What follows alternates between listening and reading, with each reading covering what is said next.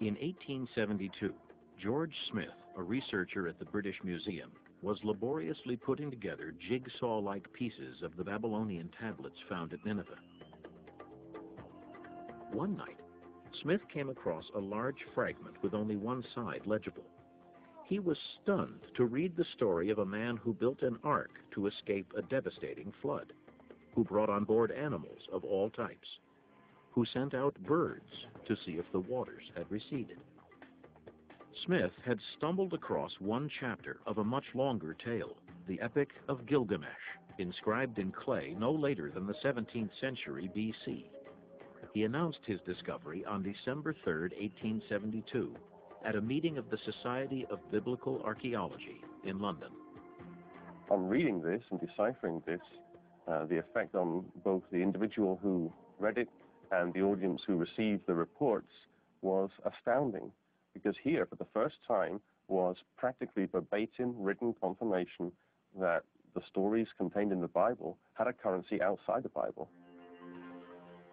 The Epic of Gilgamesh was not the only Mesopotamian flood myth to be uncovered by archaeologists. A second story, the Sumerian, dates to about 1800 BC.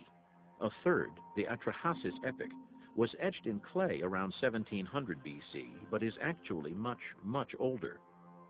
Both of these narratives tell of the world becoming so overpopulated, of human beings becoming so noisy that the gods are unable to sleep. In order to stop the noise, mankind must be destroyed. If you read the story as you read it, the passages in Gilgamesh, you didn't tell people where they come from. You'd say, you know, this is from the Bible. It sounds almost the same. It's very, very striking. In many ways, these Mesopotamian stories are very closely related to the biblical, not only in the general notion of a flood, but in some of the particular details. There's a Noah figure. He gathers his family and goes onto an ark. He's on the ark for a period of time while the rest of the world, human world, drowns. The ark comes to rest on a mountain.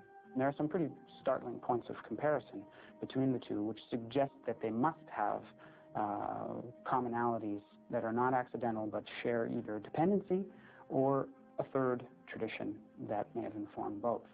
The similarities are so close in terms of the general structure, the episodic structure, the fact that, for example, the birds are sent out to look for land.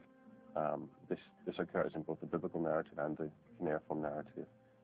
It's impossible to me to conceive of a situation in which these two stories arose independently. Now this raises a couple of additional questions.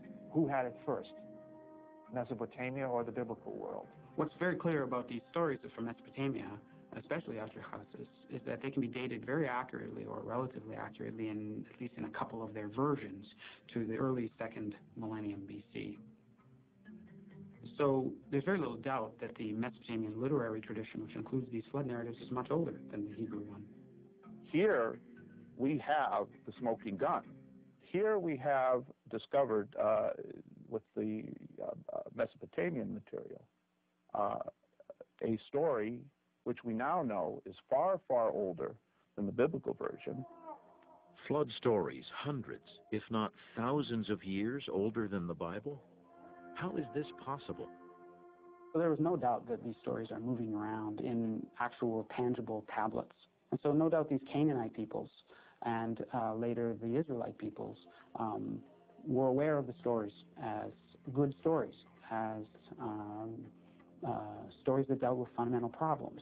The other possibility for Genesis is that this was a story that came into the Genesis traditions during the exile, when the Jews were living in Babylonia, and there were certainly people among them who were very familiar with cuneiform culture. The existence of not one, but 4 flood myths in Mesopotamia caused many experts to believe that there must have been a real flood on which the stories were based. But was there a mighty deluge? And can science prove it?